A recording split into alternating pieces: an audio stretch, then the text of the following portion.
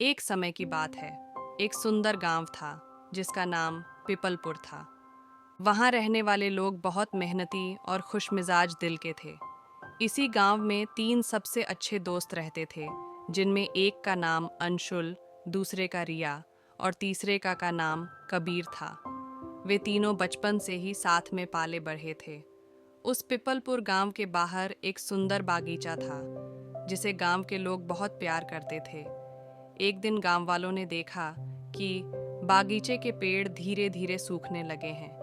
Then लोगों में चिंता फैल गई।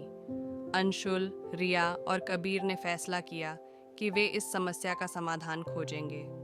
देन वे बागीचे में जाकर ध्यान से निरीक्षण करने लगे। तो अंशुल ने देखा कि पेड़ों की जड़ें किसी कीड़े से संक्रमित हो रही थीं। रिया ने भी पुस्तकालय से कुछ किताबें निकालकर स्टडी किया और समझा कि यह एक विशेष प्रकार का कीड़ा था जो जड़ों को खा रहा था। कबीर ने गांव के बुजुर्गों से सलाह ली और जाना कि एक विशेष प्रकार की औषधीय जड़ी बूटी इस कीड़े से बगीचे को बचाया जा सकता है। देन तीनों दोस्तों ने मिलकर उस जड़ी बूटी की खोज के लिए निकल गए। वे पहाड़ियों की ओर चल पड़े, जहां कहा जाता था कि यह जड़ी बूटी पाई जाती है। रास्ते में उन्होंने बहुत सारे प्रॉब्लम्स को फेस किया, जैसे घना जंगल, उफनती नदी और खतरनाक जानवर। लेकिन अपनी दोस्ती और साहस के दम पर उन्होंने हर चुनौती का सामना किया।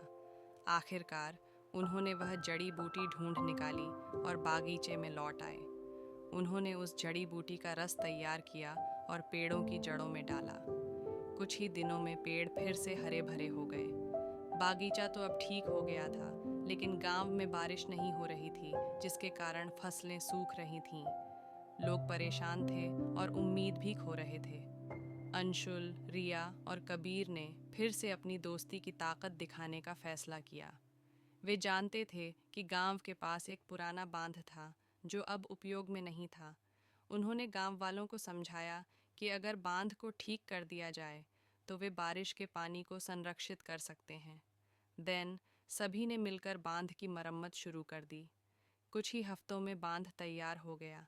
जब पहली बारिश हुई तो बांध ने पानी को संरक्षित कर लिया और गांव वालों की फसलें बच गईं। तो इस तरह गांव पिपलपुर में खुशियों की लहर दौड़ गई। अंशुल, रिया और कबीर ने सभी को यह सिखाया कि दोस्ती, साहस और एकता से कोई भी समस्या हल की जा सकती है। उनकी इस मित्रता और मेहनत को देखकर गांव के लोग और भी ज़्यादा एकजुट हो गए। इस कहानी से यह सीखने को मिलता है कि सच्ची दोस्ती में बहुत ताकत होती है।